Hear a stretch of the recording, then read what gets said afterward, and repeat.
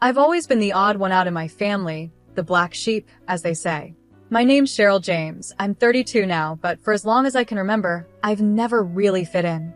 I grew up as the oldest child of two doctors, Isabella and Adam James. My parents were big shots, but none of that good stuff ever really came my way.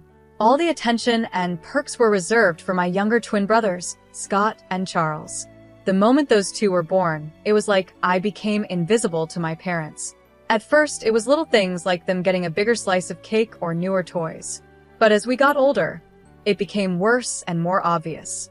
I'll never forget my 12th birthday. I had been hinting for ages about this art set I saw in a shop window, not anything fancy, just a simple kit with some decent paints and brushes. When my birthday finally came, I was so excited to open my one present. But what did I find? A math workbook. By the time I hit my teenage years, the favoritism was right in my face. Family trips were always based on what the boys wanted. If Scott wanted to go skiing, we'd be off to the slopes. If Charles got into surfing, it was straight to the beach. My ideas were always dismissed or ignored. Then came the whole college application process, still a sore subject. At 18, I fell in love with art restoration. I spent hours at the local museum, asking the staff a million questions about how they repaired old artwork. When I mentioned studying art restoration in college, my mom acted like I'd said I wanted to run away and join the circus. Art restoration? She laughed. Cheryl, be serious. That's not a real job. Scott even chimed in with a smug grin. Yeah, Cheryl. Why don't you do something useful, like becoming a doctor? The look of pride on my parents' faces when Scott said that I'd never seen them look at me like that. Even though my family wasn't on my side, I was determined to follow my passion. When college acceptance letters started arriving, I was thrilled to see that I'd been awarded a scholarship for art restoration. I ran into the kitchen, waving the letter around, practically shouting, "Mom, Dad, I got a scholarship." My mom barely glanced up from her medical journal. That's nice, honey, she said. Did you hear the boys got perfect scores on their SATs? The day I left for college felt worlds apart from the day the twins left 3 years later. I packed up my old laptop and my clothes from the thrift store, getting ready to catch the bus to my not-so-fancy state school. My parents were too busy with their work to even give me a ride to the bus station. But there was one person who always saw me for who I was, my grandma, Julie. She showed up that day, and just before I was about to leave, she pulled me aside. "Cheryl, sweetie," she said, slipping a small envelope into my hand. "I'm so proud of you. Don't ever forget that." Inside the envelope was a check. It wasn't enough to change my whole life, but it was enough to make things a little easier. But more than the money, what really mattered was that she noticed me. That meant everything. College was a bit of a mixed experience for me. On one hand, I was finally free from always being compared to Scott and Charles. I could focus on my studies without feeling like I had to compete for attention. But on the other hand, money was tight, really tight. I was barely managing on my scholarship and part-time jobs. Meanwhile, I'd hear about all the fun things my brothers were doing through family calls and social media, fancy frat parties, spring break trips to crazy places, internships at big hospitals, all paid for by our parents, of course. As time passed, I threw myself into my studies. Art restoration became more than just a job I wanted. It became my escape, my happy place. There was something so satisfying about bringing beauty back to old, forgotten pieces, about revealing the hidden potential under layers of dirt and damage. In my final year, I landed an internship at a small but respected museum. The work wasn't glamorous, it was mostly cleaning and organizing, but it was a step in the door, and I was thrilled. When I called home to share the good news, my mom's response was exactly what I expected, barely interested. "Oh, that's nice, dear," she said, sounding distracted. "Did you hear about Scott's research paper? It's going to be published in a major medical journal." I held back a sigh. "That's great, Mom. Listen, I was thinking of coming home for a weekend soon. Maybe we could." "Oh, I'm not sure that's a good idea," she cut me off quickly. "Your father and I will be really busy. We're helping the boys with their research papers, you understand, right?" As I hung up the phone, that familiar mix of anger and hurt started building in my chest again. But this time, There was something different, a small spark of defiance, of determination. I looked around my small dorm room, art books stacked on my desk and a half-finished restoration project taking up most of the floor. This was my world now, a world I had built on my own despite everything. Forget them, I muttered to the empty room. I don't need their approval. But even as I said it, deep down I knew it wasn't true. A small part of me still wanted my parents to notice me, still hoped that one day they would see who I really was. Graduation came and went without much attention from my family. My big day was celebrated with a quick dinner at a chain restaurant. "So, Cheryl, what's next?" Dad asked, barely looking up from his menu. I straightened up and tried to sound confident. "I actually got a job offer from a museum in Los Angeles." Dad frowned. "I don't know, Cheryl. Los Angeles is expensive. How much does this job pay?" I felt my face get hot as I mumbled the not-so-great starting salary. The disappointment on their faces was hard to miss. The rest of the dinner was a blur of subtle criticism and more comparisons to Scott and Charles's academic success. As we were leaving the restaurant, Grandma Julie pulled me aside. "Don't let them dim your light, my dear," she whispered, slipping another small envelope into my hand. "Go to Los Angeles and chase your dreams." Inside the envelope was a check just enough to cover my first month's rent in the city. I hugged her tightly, trying not to cry. The next few years were a whirlwind. I threw myself into my work, slowly making a name for myself in the art restoration world. During this time, I met John. He was a struggling graphic designer with a kind smile and an infectious passion for his work. We clicked instantly over our shared love of art and our experiences as underdogs in our fields. After dating for a while, I decided it was time for John to meet my family. From the moment we sat down, it was clear my parents had other plans. They fired question after question at John, each one more intense than the last. "So, John," Dad began, trying to sound casual but failing, "what are your long-term career prospects?" John shifted in his seat, clearly uncomfortable. "Well, I'm building up my client base. It takes time, but I'm making progress." Mom jumped in. "And your income? Is it enough to support a family?" My face flushed with embarrassment. "Mom, that's not," but John squeezed my hand under the table. "It's okay, Cheryl," he said calmly. "I'm not where I want to be financially yet, Dr. James, but I'm working hard to get there." The interrogation continued throughout dinner, and with each question, it was clear my parents weren't convinced. I could see John's confidence dropping and my own anger rising. As we were leaving, Mom pulled me aside. "Cheryl, honey, I know you think you care about this boy, but you need to be realistic. You've already picked a tough career path. Don't make it harder by being with someone who has no future." "Mom," I whispered, shocked at how blunt she was. Dad stepped in too. "Your mother's right, Cheryl. You need to think about your future. John seems nice, but is he really good enough for you? You could do so much better." I stood there, speechless, as all the frustration I had bottled up for years nearly boiled over. How dare they judge John? How dare they dismiss my choices once again? As John and I started planning our wedding, reality hit us hard. Our savings were pretty small, barely enough for a simple ceremony. One night, after staring at budget spreadsheets for hours, I decided to ask my parents for help. Maybe they'd want to contribute. "Mom, Dad," I began cautiously during our weekly call. "John and I have set a date for the wedding. We're trying to keep costs low, but I was wondering if you might want to help out a little, maybe even just with the planning." The silence on the other end was long and uncomfortable. Finally, Mom spoke, her voice cold.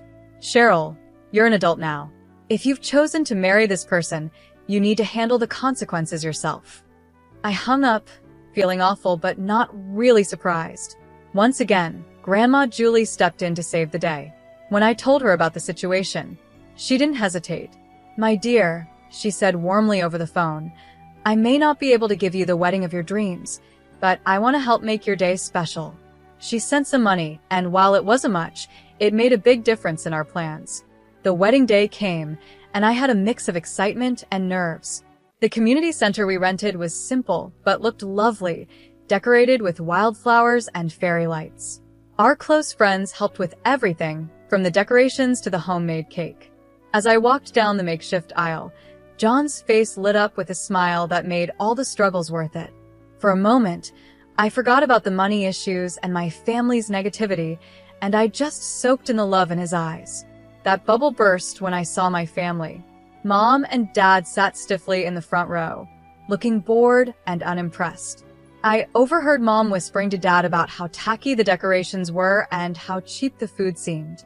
Scott and Charles were even worse, standing in the corner, laughing and glued to their phones. I tried my best to ignore them, focusing on our vows and the kind, supportive faces of our friends. It wasn't until the next day that I realized how truly cruel they could be. When I woke up, my phone was blowing up with notifications. Scott and Charles had posted a bunch of embarrassing photos from the wedding on social media. "Congrats to our big sis on her special day," read one caption under a blurry picture of John and me cutting our homemade cake. Another post had a sarcastic caption, "Nothing says true love like a dollar store wedding," next to a picture of our decorations. One post showed our buffet table beside a photo of a fancy meal from a high-end restaurant with the caption, "Cheryl's wedding versus our average Thursday lunch guess which is which." The comments were brutal. Some relatives were horrified by Scott and Charles's behavior. Aunt Nicole wrote, "This is completely unacceptable. You should be ashamed of yourselves." But others found it funny. Our cousin Mark commented, "Savage, but true. That wedding looked like a homeless convention." Reading through the comments made me feel sick, but what hurt the most was seeing my parents' responses. Instead of scolding their sons, they were encouraging them. Mom had commented, "Boys will be boys. It's just a bit of harmless fun." I didn't call them or demand an apology. I just decided to cut them out of my life for a while. 5 months after the wedding, it was time for the annual James family reunion. Even though I had my doubts, John thought we should go, hoping it might be a chance to clear the air.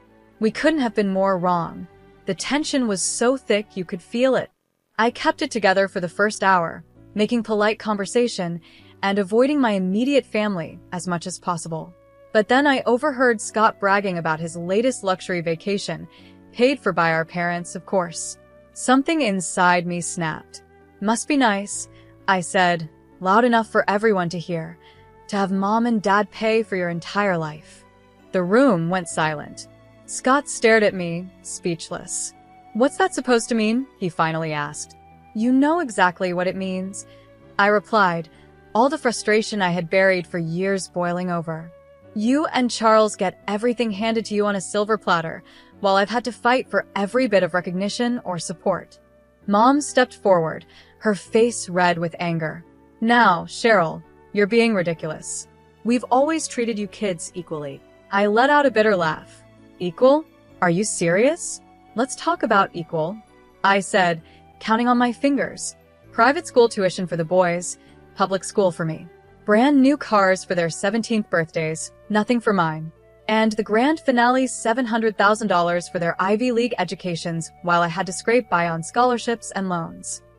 The room was so silent you could hear a pin drop. Everyone was staring, watching our family's dirty laundry being aired out in front of everyone.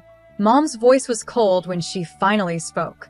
"If you're so obsessed with money, Cheryl, maybe you should have married someone rich instead of your poor husband." Her words hit me like a slap. John, who had been quietly supporting me the whole time, stiffened beside me. "How dare you?" I whispered, feeling tears in my eyes. "John is worth 10 of you. He loves me for who I am, not for how I can make him look to his country club friends." The reunion spiraled into chaos. Everyone started yelling, dragging up old grudges, years of anger spilling out. In the middle of it all, a strong voice rose above the noise. "Enough!" Everyone turned to see Grandma Julie standing up. Her normally kind face looked stern and angry. "I've watched this family fall apart for years, and I won't stand for it anymore," she said firmly. "Isabella, Adam, your treatment of Cheryl has been shameful. And you boys," she added, turning to Scott and Charles, "your cruelty toward your sister is unforgivable." The room went silent again, but Mom, never one to back down, spat out, Mother, you don't understand. Cheryl has always been difficult, always causing problems. No, Isabella, Grandma interrupted. The only problem here is your obvious favoritism and your refusal to see the damage you've done. I looked around at the shocked faces of my relatives, at Grandma standing tall, at my parents' anger, and my brother's smug expressions. In that moment, something inside me broke, but then it came back together, stronger. I'm done, I said quietly but firmly. I'm done trying to get your approval, done being part of this toxic family. John and I are leaving, and don't bother trying to contact us. The months that followed were tough, but John was my rock through it all. He held me when the sadness hit, celebrated the little victories, and never once made me feel bad for the family drama I'd brought into our lives. Life has a strange way of surprising you when you least expect it. It all started with a phone call. John had been working tirelessly for weeks, pouring everything he had into a pitch for a major client. The call came on a sunny Thursday morning. I could tell from the look on John's face that something big had just happened. We got it, he whispered, barely able to speak. Cheryl, we got the contract. The next few months were a whirlwind. John's small design firm blew up overnight, and that big client opened doors we never thought we'd see. Suddenly, we weren't just getting by anymore, we were doing really well. But with all that success came an unexpected problem. My phone started lighting up with notifications. Friend requests from family members I had blocked long ago, messages from distant relatives who suddenly wanted to catch up. And then, the call I had been dreading. Cheryl, sweetheart, my mom's sugary sweet voice came through the line. We heard the wonderful news about John's business. We always knew you two would make it. The calls kept coming. My father chimed in, saying how proud they were and how they'd always believed in us. I sat there, stunned and getting angrier with every lie. We'd love to see you, Mom chirped. Maybe we could have dinner and celebrate your success as a family. That snapped me out of it. As a family? I repeated, my voice hard. We haven't been a family for a long time, and that's not going to change just because our bank account has. I stuck to my decision. When my parents showed up at our door unexpectedly, I didn't let them in. When they sent expensive gifts, I sent them back unopened. Instead, John and I focused on building the life we had always dreamed of. We worked hard, saved wisely, and soon enough, we were signing papers for a beautiful apartment right in the middle of the city. Excited to share our happiness, I posted a photo on social media. It was a simple shot, John and I, holding the keys, standing in front of our new home. Next to it was a picture from our most recent visit with Grandma Julie, her proud smile shining for the camera. I captioned it, "New beginnings and old love. Grateful for those who've been there through it all." As I hit post, I felt a weight lift off my shoulders. This was my family now, John, Grandma Julie, and the friends who had stuck with us through thick and thin. We had built this life ourselves, despite all the challenges, and despite the people who said we couldn't do it. The soft evening light poured through the windows of our new apartment as I worked in the kitchen, getting dinner ready for John and Grandma Julie. It was our first real family dinner in the new place, and I wanted everything to be perfect. Suddenly, there was a loud, aggressive pounding on the front door that shattered the peace. "Cheryl, open up. We know you're in there." My blood ran cold. I recognized those voices anywhere, Scott and Charles. Before I could react, the door burst open, and my brothers stormed in, their faces twisted with anger. I barely had time to see John jump to his feet before Scott was in my face, jabbing his finger at my chest. "You manipulative little," he snarled. "We always knew you were playing the long game, but this is low, even for you." I stumbled back, shocked by the venom in his voice. "What are you talking about?" I asked. Charles laughed, a harsh, mean sound. "Don't play dumb, Cheryl. We saw your little social media post, showing off your new apartment, posing with Grandma. You think we can't figure it out?" It hit me what they were accusing me of. "You think Grandma bought us this apartment?" "We know she did," Scott spat. "You've been playing the poor, neglected child for years, worming your way into her good graces. Now you've tricked her into making you the sole heir." Anger surged through me, and I stood taller. "You have no idea what you're talking about." John and I bought this apartment with our own money, money we worked hard for. Charles sneered, his eyes darting around the room. Right, sure you did. Where's the old bat anyway? Hiding her, so we can't talk some sense into her? She should be in a cemetery by now. I can't wait for her to kick the bucket, so I can sell her house and live it up. The room went deadly silent. For a second, I thought I had imagined those awful words. Then a quiet voice came from the doorway of the guest room. So, this is how you really feel about me? All heads turned to see Grandma Julie standing there, her face a mix of shock and disappointment. The color drained from Scott and Charles's faces as they realized she had heard everything. Grandma, Scott stammered. We didn't mean. Julie raised her hand, stopping him. I've heard enough, she said, her voice calm but firm. Now I understand who truly values me and who sees me as just a meal ticket. Her words gave me the strength to speak. I think you both need to leave now. For a moment, it looked like they might argue, but one look at Grandma's hurt yet resolute face made them back down. They slunk toward the door, muttering weak excuses. The aftermath of that evening hit like a storm. My phone wouldn't stop buzzing, filled with calls and messages. Each one reminded me of the mess that had blown up. Mom's name flashed on the screen for what felt like the 100th time, and against my better judgment, I considered answering. I answered the call. Cheryl. Mom's voice was sharp, not sounding like a mother at all. You need to fix this. Your grandmother is furious with the boys. You need to smooth things over and tell her it was all a misunderstanding. I let out a bitter laugh. A misunderstanding? They broke into my home and said they couldn't wait for her to die so they could sell her house. How is that a misunderstanding? They didn't mean it. Dad jumped in, clearly on speakerphone. You know how the boys can be, they were just upset. Upset about what? I challenged. That John and I bought an apartment with our own money? That Grandma loves me. Mom's voice turned sweet, but fake. Sweetheart, we know you've always felt left out, but you need to think about what's best for the family. Your brothers deserve that inheritance. Don't be selfish. Something inside me snapped. Years of frustration and pain boiled over. Selfish? You're calling me selfish? After years of favoritism, ignoring my achievements, and treating John and me like we don't matter? Now, you have the nerve to ask me to give up an inheritance I never even asked for. Cheryl, now hold on, Dad began, but I cut him off. No, I'm done. I'm done with the guilt trips, the manipulation, all of it. Don't call me, don't text me, and don't come to my door. We're through.